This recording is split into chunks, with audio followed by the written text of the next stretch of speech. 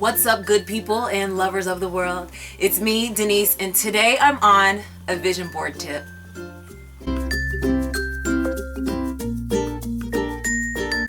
Okay, so first let me start off by saying that I don't really think that your vision board is stupid, because I do a vision board every year. I've been doing a vision board for the past 6 or 7 years, but I kind of had to get your attention in some way, right? And I will also start this video out by saying that I didn't create a script for this. I'm just kind of talking off the top of my head, so hopefully this makes sense. I've been thinking about doing this video for a few weeks now, and I've been waiting on time to write the script, and ain't nobody got time for that. So I'm just gonna do it. I'm just gonna talk about what I think about vision boards and blah blah blah, and hopefully you guys stick with me. Bouquet? Bouquet. Alright, so I want to address a couple of things that generally give people anxiety when they think about their vision board or creating a vision board or going to a vision board party. It can seem overwhelming, I know, but I want to give a couple of suggestions of things that I do and things that you should think about when you're creating your vision board. So, first I'll start off with what I like to do personally. So personally, I don't like to go to vision board parties and do my vision board there. Now that doesn't mean that I won't go to a vision board party, but if I go, I'll just bring another arts and crafty thing to do.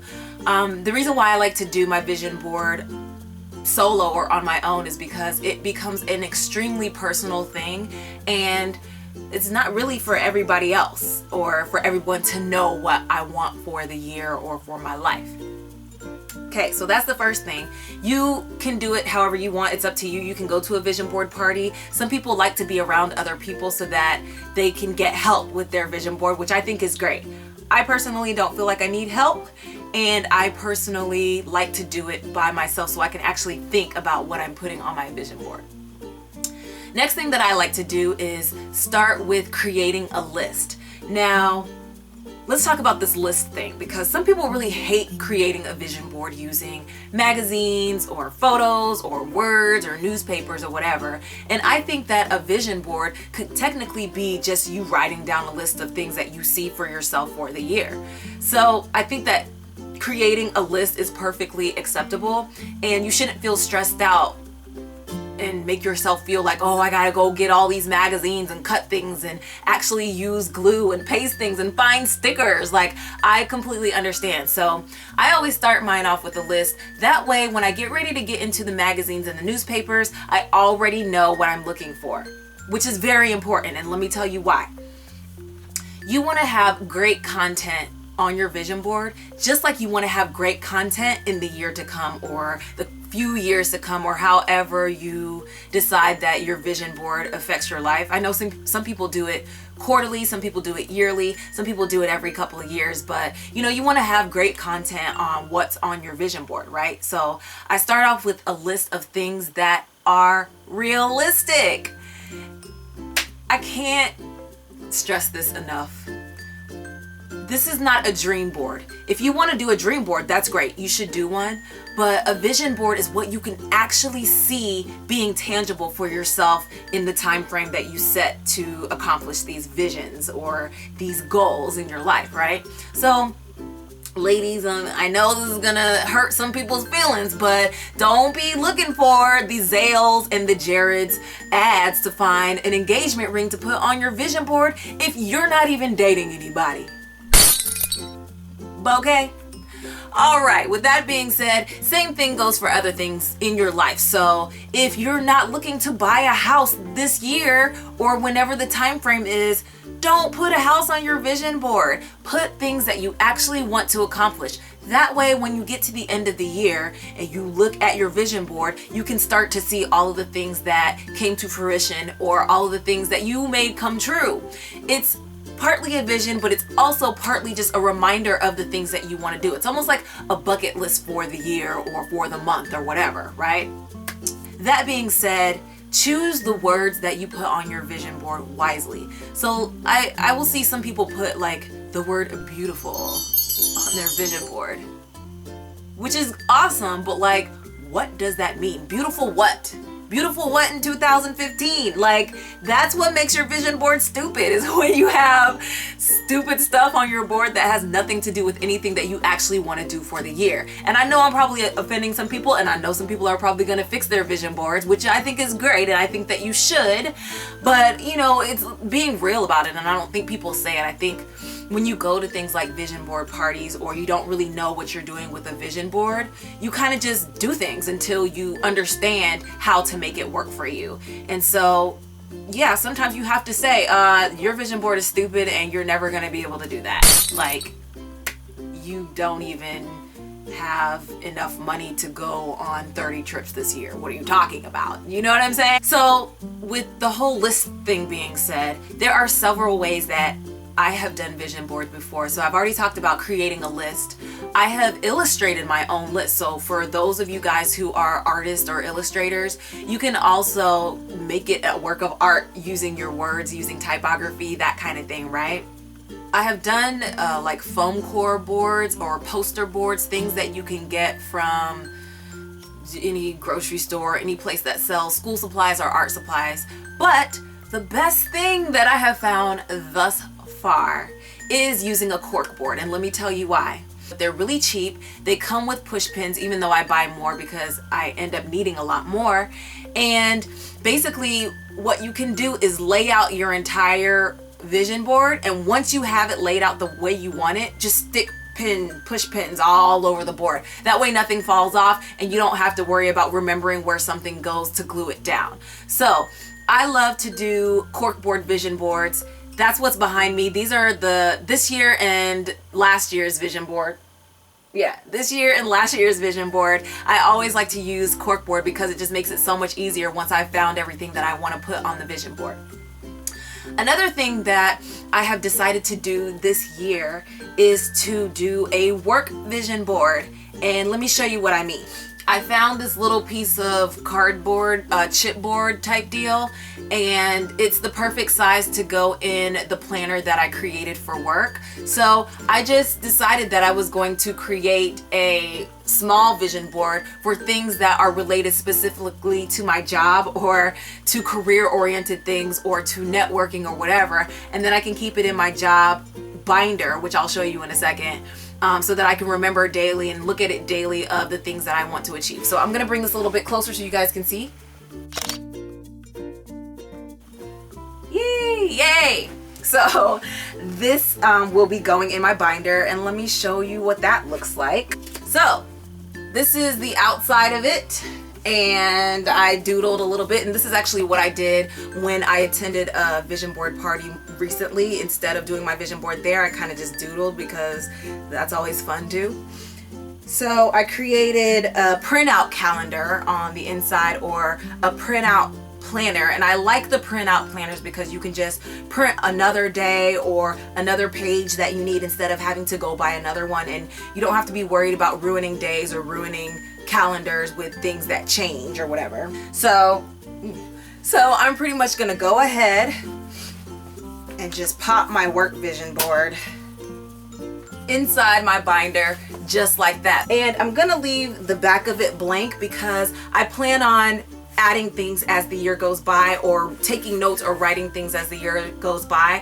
I definitely started this vision board with a list as well, but it's kind of personal, so I don't think that I really want to share it on the interwebs. You can also do quarterly vision boards, which is what I talked about before. So if you know that there are big things that are going to be happening for the year and it's kind of overwhelming, so you need to take it bit by bit, you can split the year up into 4 and do 4 smaller vision boards, or create a vision board binder. It doesn't have to actually be a vision board. You can even create it online and save it on Pinterest or whatever. Alright, so let me talk about a couple of things that you can use for your vision board. I already talked about using cork boards, which is my favorite, and then I've talked about using chipboard or something like that. You could even use just a regular piece of paper, but the things that you can use to embellish your vision board are things like decorative papers, right? So if you feel like, oh my gosh, I'm never gonna be able to fill up this board, what you can do is create a colored background with colored paper, and I have some pretty fun paper here.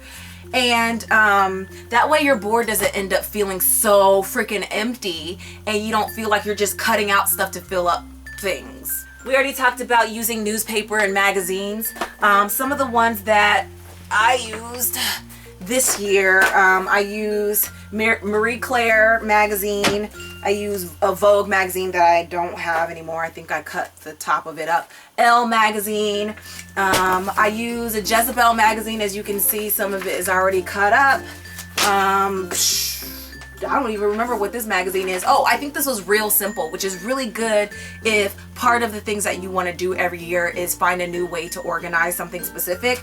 This has a lot of great ideas and a lot of great images that you could use. So that's Real Simple magazine. And then the holy grail of vision board magazines,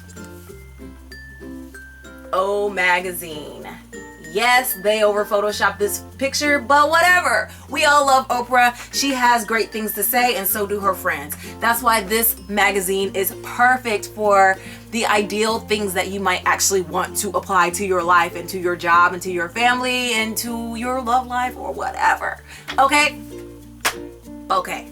Especially when you go to vision board parties, is something, a mistake that people generally make often at vision board parties. Number one, trying to copy somebody else, right? So like, you have to have your own vision. You can't just be like, oh, what did you do? Oh, that looks cool, I'm gonna do that too. Because if that's not something that you actually thought of doing for your vision board or for your vision for the year, it is pointless. And again, I will say stupid, right? Another thing that you don't want to do is try to outshine everybody else there, right?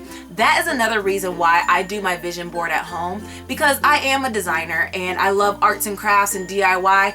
That's why it's my profession, because I'm good at it. I went to school for it, and so it's what I do. I don't want to make people feel less about their vision board. I'm not trying to have the biggest and the best vision board there is. If you want to see mine, I guess that's up to my discretion to show you, but I will show you if you really want to see it. But don't try to outshine people. Like, it's stupid. Like, you end up looking dumb and then you don't really know what you're doing and it takes forever. Again, it's just stupid. So just try to be yourself and just be realistic and humble when it comes down to your vision board. Like, ain't nobody trying to hear about a bunch of craziness that you're trying to do that we all know that you're not trying to do. Again, you end up looking dumb. Anyway, so I just want to add one more thing. I'm trying to figure out something that will help my life daily, because things seem kind of hectic and chaotic for no reason at all. Okay, so the other thing that I've kind of added to my life, along with my vision board, the new one, and my work vision board and binder, my planner, all that stuff, is a weekday routine. Now, I don't have any kids, and generally when you get to a certain age and you have kids, they kind of begin to define your daily schedule. Well, when you don't have kids, you kind of don't need to worry about that. You can do whatever you want, especially if your schedule is as flexible as mine. So what I've done to try to become more, I want to say the word proactive, but that's productive. Not proactive. I want to become more productive. So I created a weekday routine, and it looks just like this, right? Now, it's still a work in progress. I don't really know if it's gonna work for me or how it will work, but it's just simple things like wake up, stretch, brush your teeth, take a shower, and wash your face early. Pick out your clothes for the day. Have coffee and sit and relax for a second. Then answer emails, prep for work, pack the car, get dressed, do your makeup, fix your hair, go to work, and then you can work on personal projects or get errands done or whatever, and then sleep. I guess we live in a world where everything is just go, go, go, and it's extreme everything. It's almost like you can't even try to not be extreme if you wanted to. It's like extreme sports, but life. That's the world we live in. And if you're not doing a whole bunch and making people think that you're hustling all the time, then I guess you're a nobody. I'm done with that life. I would like to get work done. I would like to be productive, but I would also like to relax and get sleep and have fun and have time for just myself, which is another thing that I've decided to do. Hopefully it works out for me, but I have decided to take Friday as my day to do whatever I want. Denise Day. I like Denise Day. You should have a you day, right? So that means not answering emails unless I want to, or text messages unless I want to, not meeting up, no meetings, no running errands unless it's personal errands, only doing things around my house, or going shopping or something, or doing YouTube or photo shoot or something creative, making jewelry, doing paintings, watching TV, watching YouTube, whatever I want to do and whoever I want to be with or hang out with, that's Friday. Wait, one last thing that I want to say about the vision board is that it's never too late to do it. So I'm kind of glad that this video is coming out kind of late. I know that's like not really an excuse of how long I waited to put this video out, but even if it's February or March and you feel like you need to create something so that you can look at to inspire you to get things done or try new things or whatever, you should do it. I wouldn't wait until next year in January. I know a lot of people do them in January, but even if it's like January 31st or January 48th, you should still do it. I'm gonna go ahead and start talking about the rest of the materials that you can use for your vision board because I never finished. All right, so you're also gonna need a pair of scissors. I like these scissors. They're from Quirky, which they also turn into a letter opener, so it is kind of awesome. So check out Quirky. A glue stick. If you don't do the push pin idea, you can always use glue stick. You'll need that. You'll need the magazines. You can also use stickers, magnets. You can use a chalkboard. You can use whatever you want. You can frame it. You can leave it the way it is. You can hide it. You can put it in public. I like to keep it around my house someplace where I can see it all of the time.